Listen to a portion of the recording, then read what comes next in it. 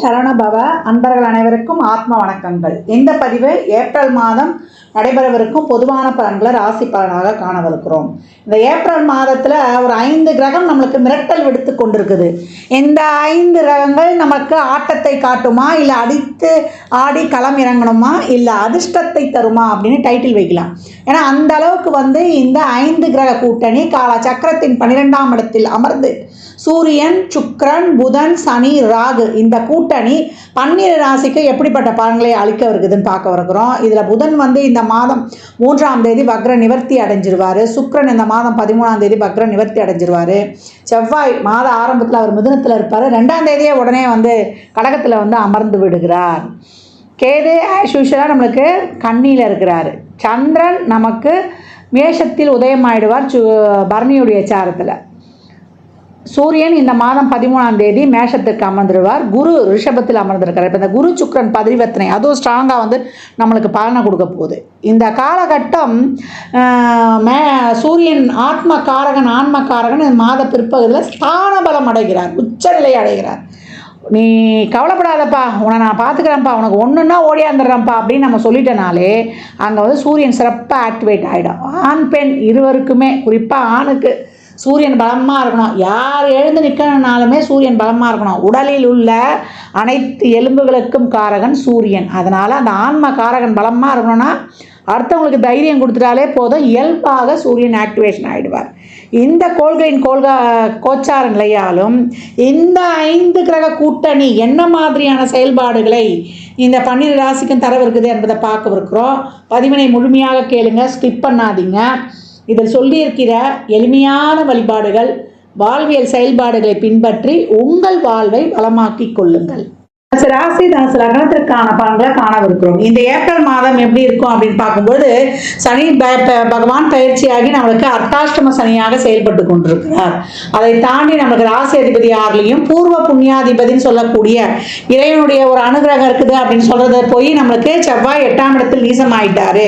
இறைவனுடைய அனுகிரகம் கொஞ்சம் கம்மியா இருக்குது அப்படின்னு சொல்லலாம். எவ்வளோ வேண்டுதல் வச்சா எனக்கு ஒரு ப்ராப்பரா நடக்கலன்னு சொல்லணும் இல்லையா, அந்த மாதிரி இந்த காலகட்டம் உங்க முயற்சிகள் நிறைய போடுவீங்க, செய்வீங்க. அதெல்லாம் இந்த காலகட்டம் கொஞ்சம் தடை தாமதங்கள் அதிகமாக இருக்கும். ப்ராப்பராக நான் போட்ட முயற்சிக்கு ஒரு பலன் கிடைக்கலன்ற ஒரு அங்கலாய்ப்பு அதிகமாக காணப்படும்.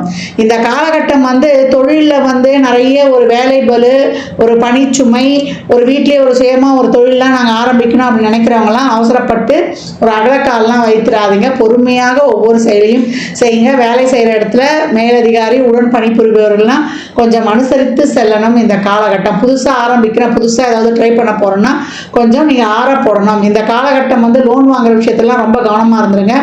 4-6 பரிவர்த்தனை ஆகி உட்காந்துருக்கு. சுக்கரன் நீங்கள் உச்சமாக இருக்காரு. ஒரு இதுக்கு கடன் வாங்கி போய் இந்த இஎம்ஐ கார்டு தான் இப்போ எல்லாருமே மாட்டிட்டு கஷ்டப்படுறோம். அந்த மாதிரி நிறைய இடத்துல வாங்கி மாட்டிக்கொள்ளக்கூடிய அமைப்பும் இந்த காலகட்டம் காணப்படுது. ஏன்னா 6-11 ஆயாச்சு.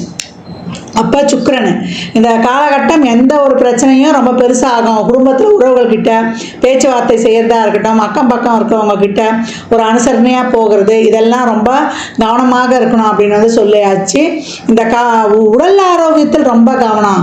ஏன்னா அர்த்தாஷ்டம சனி வந்துருச்சு அப்படின்னாலே முதல்ல சனீஸ்வர பகவான் நம்மளுடைய செயல்கள் எல்லாத்துலேயுமே ஒரு தடை தாமதம் எல்லாத்துலேயும் ஒரு முடக்கம் கொடுத்தாலும் நம்ம அதை தாண்டி இந்த காலகட்டம் செயல்படணும்.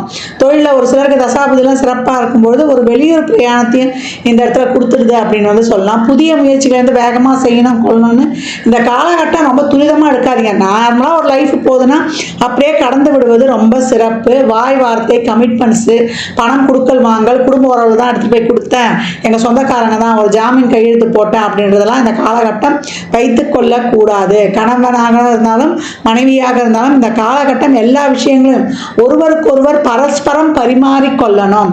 அதை தாண்டி உங்களுடைய வேலைகளில் ஒரு சப்ஸ்டியூட் வைக்காமல் உங்களுடைய ஒவ்வொரு செயலையும் நீங்கள் செய்யணும். மாணவர்கள் இந்த காலகட்டம் படிப்பில் அதிக கவனம் செலுத்தினா ஒரு ஞாபக மரத்தில் அதிகமாக இருக்கும். இப்போ காம்படிட்டிவ் எக்ஸாமு இல்லை ஒரு என்ட்ரன்ஸ் எக்ஸாம் எழுத போகிறோன்னா கூடுதல் முயற்சி அதிகமாக இந்த இடத்துல தேவைப்படுது அப்படின்னு சொல்லலாம். நிறைய எஃபர்ட் போடணும். கொஞ்சம் அது ஒரு சிலர் ஒரு தடவை படித்தாலே மண்டைக்காரவங்களுக்குலாம் இப்போ அது நம்ம புலப்படாத மாதிரி ஒரு ரொம்ப கஷ்டமாக இருக்கும். இப்போ எக்ஸாம் நேரத்தில் போய் திடீர்னு எழுத முடியாத ஒரு சூழல் இதெல்லாம் ஏற்படட்டும் அப்படின்னு சொல்லலாம். வெளிநாட்டு வேலை வாய்ப்புக்காக அதுக்காக கொஞ்சம் முயற்சி பண்ணுறவங்களுக்குலாம் நிறைய ஒரு தடை தாமதங்கள் ஏற்படும். ஒரு தடவை முடிகிற வேலை ஒரு 2-3 தடவை வந்து உங்களுக்கு ஏற்படுத்தும் அப்படின்னு சொல்லலாம். சந்திராஷ்டம தினங்களில் உங்களுடைய விலையுயர்ந்த பொருட்கள் அதே போல் வண்டி வாகனங்களில் செல்லும்போது கூடுதல் கவனம் தேவை. எந்த ஒரு விஷயத்துக்குமே நான் ஏற்கனவே சொன்ன மாதிரி தான், சிறப்பான நிகழ்வுகளுக்கு இந்த மாதம் வந்து அதிரடியாக முடிவு எடுத்துடாதீங்க.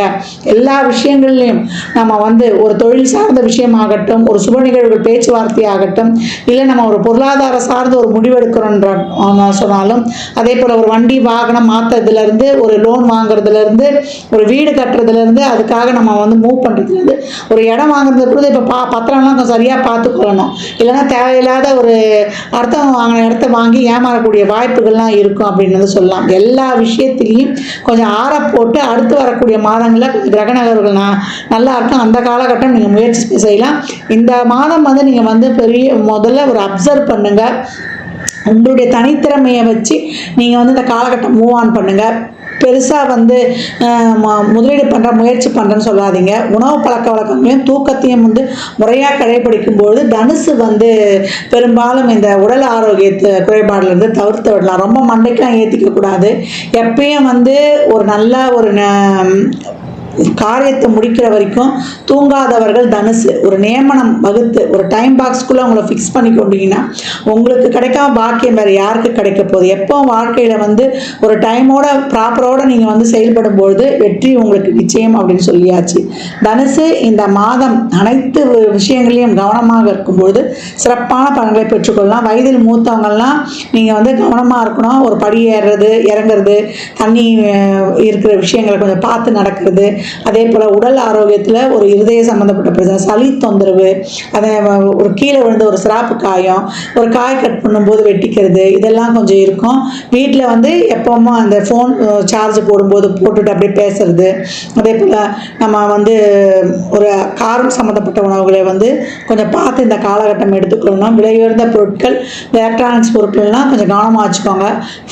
ஃபோனை எங்கே வேணாலும் எடுத்துகிட்டு போகிறோம் பேசுகிறதுக்கு, திடீர்னு வந்து கை தவறி தண்ணியில் விழறதுக்கு வாய்ப்பும் இருக்குது. அதனால் கவனம் அனைத்துலேயுமே. வெளியில் போகும்போதும் யாராவது களவுப்படுத்திட்டு போகிறதுக்கு வண்டிலாம் வைக்கும்போது கீயை சரியாக லாக் பண்ணிங்களா, அதே போல் உங்களுடைய விலையுயர்ந்த பொருட்கள்லாம் வச்சிங்களா. இப்போ வெளியூர் போகிறீங்கன்னா உங்களுடைய பொருட்கள் எல்லாம் வெளியிடங்களில் பெரும்பாலும் லாக்கரில் வச்சுருவீங்க. அப்படின்னா அடுத்தவங்ககிட்ட அந்த பொருள் சேஃப்டியாக இருக்கிற மாதிரி இல்லை ஒரு வீட்டை பார்த்து சொல்கிற மாதிரி சென்று வருவது ரொம்ப சிறப்பு. தனுசுக்கு இந்த மாதம் வழிபட வேண்டிய தெய்வம் என்னன்னு கேட்டிங்கன்னா குரு வழிபாடு. வியாழந்தோறும் ஒரு குருவுடைய வழிபாடு வைத்துக் கொள்ளும் பொழுது, இல்லை சிவாலயங்களுக்கு சென்று வழிபடும் பொழுதோ, சிவபுராணம் படித்து கொண்டு வரும் பொழுதோ, கோளறுப்பதிகம் தினமும் படிச்சுட்டு வந்துட்டீங்கன்னா அதுவே உங்களுக்கு தாரக மந்திரம் அப்படின்னு வந்து சொல்லலாம். எழுந்தவொடனே கோளறுப்பதிகம் படிச்சிடுங்க, இல்லை பாட்டை ஓட விட்டும் கேளுங்க. கந்தசஷ்டி கவசம் கேட்பது இந்த காலகட்டத்தில் ரொம்ப சிறப்பு. ரத்தம் சுத்திகரிப்பு இந்த காலகட்டம் அவசியம். ரத்தத்தில் வந்து ஒரு சத்து கம்மியாக இருக்குது, ரத்த சுத்திகரிப்பு பண்ண. ரத்தம் சுத்திகரிப்பு பண்ணால் என்னென்னமா செய்யணும், நல்லா அத்திப்பழம் நீங்கள் சாப்பிட்றது, முருங்கைக்கீரை யூஸ் பண்ணுறது, முருங்கைக்கீரை சூப் வச்சு குடிக்கிறது, சந்திரசஷ்டி கவசம் கேட்கும்போது அதெல்லாம் ரொம்ப சிறப்பாக அவ்வளோ நல்லா வேலை செய்யும். என்னம்மா இப்படி சொல்கிறீங்க? உண்மை அதுதான். ஆறுமுகன் தான் நம்மளுக்கு ஆறுதலை தரக்கூடியவன். சுப்பிரமணியன் தான் எல்லா விதமான நோய்க்கும் மருந்தை கொடுக்கக்கூடியவர் அப்படின்னு வந்து சொல்லிடலாம். தனுசு ராசி இந்த காலகட்டம் நிறைய இயலாதவர்களுக்கும் ஏழை எளியோருக்கும் மாற்றுத்திறனாளிகளுக்கும் எவ்வளோக்கு எவ்வளோ அன்னதானம் பண்ணுறீங்களோ உங்களுக்கு சிறப்பான பலன்களை பெற்றுக்கொள்ளலாம். தனுசு ராசி லக்னக்கார அன்பர்களுக்கு என் மனமார்ந்த வாழ்த்துக்களை தெரிவித்துக் கொள்கிறேன். இந்த காலகட்டம் 12 ராசிகளும் வந்து இந்த அன்னதானம் பண்ணுறதை தாராளமாக பண்ணுங்கள்.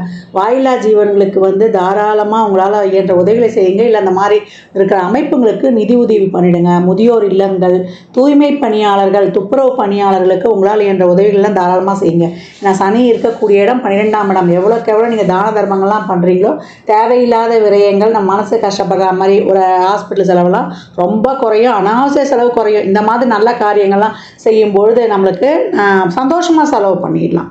அதே போல் நல்லெண்ணெய், தேங்காய் எண்ணெய், வேப்பெண்ணெய், இழுப்பெண்ணெய், நெய், விளக்கெண்ணெய் போட்டு அந்த 6 தீபம் எழுத்து சொல்லியிருப்பேன் இல்லையா, அது எப்போல்லாம் டைம் கிடைக்குதோ நம்ம வாசலே ஏற்றலாம். ஷட்கோண தீபம் வாசலே ஏற்றலாம், நடுவில் நெய் தீபமும் ஏற்றலாம், இல்லை முருகர் படம் இருந்தாலும் வைக்கலாம்.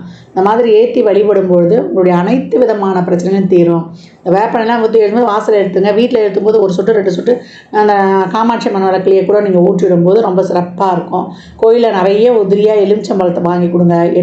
வெற்றிக்கனி 33 எலுமிச்சம்பழம் குலதெய்வ கோயிலில் ஒரு மஞ்சத்தூள் ஒரு குங்கும பாக்கெட்டோட தாராளமாக கொடுத்து வரும்பொழுது உங்களுக்கு மிக சிறப்பான பலன்களை காணலாம் அப்படின்னு சொல்லியாச்சு. அதே போல் இந்த காலகட்டம் அனைவருமே நிறைய எவ்வளோக்கு எவ்வளோ பழைய ஆலயங்களுக்கு, சிவாலயங்களுக்கோ இல்லை இறை வழிபாடுகளை மேற்கொள்ளுங்க. அந்த ஆலயங்களில் சென்று அமருங்க. ஏன்னா அந்த பிரமிடு வயிறு முழு பலன்களும் ஆலயத்தில் அந்த கோபுர அமைப்பு மாதிரி இருக்கக்கூடிய நம்ம கருவறை வளாகம் இல்லை கோயிலை சுற்றி வர அந்த ஆகர்ஷண சக்தி அப்படியே இருக்கும். அந்த ஆகர்ஷண சக்தி நம்ம உடலில் உள்ள உயிர் சக்தியோடு இணையும் பொழுது மிக சிறப்பான பலன்களை நீங்கள் கண்கூடாக பெற்றுக்கொள்ளலாம். அன்பர்கள் பதிவினை முழுமையாக கேளுங்க. தாங்கள் கேட்பதோடு மட்டுமல்லாமல் உங்கள் உற்றார் உறவினருக்கும் பகிருங்க.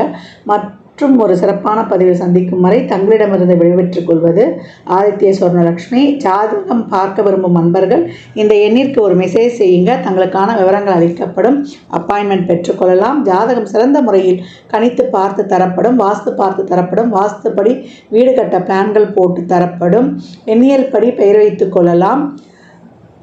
பிறந்த குழந்தைகளுக்கும் தொழிற்சாலை நிறுவனங்களுக்கும் பெயர் வைத்து உங்கள் வாழ்வை வளமாக்கிக் கொள்ளலாம். சுபமுகூர்த்த நாட்களும் குறித்து கொடுக்கப்படும். இறையருளால் அனைத்தும் நிறைவாகட்டும்.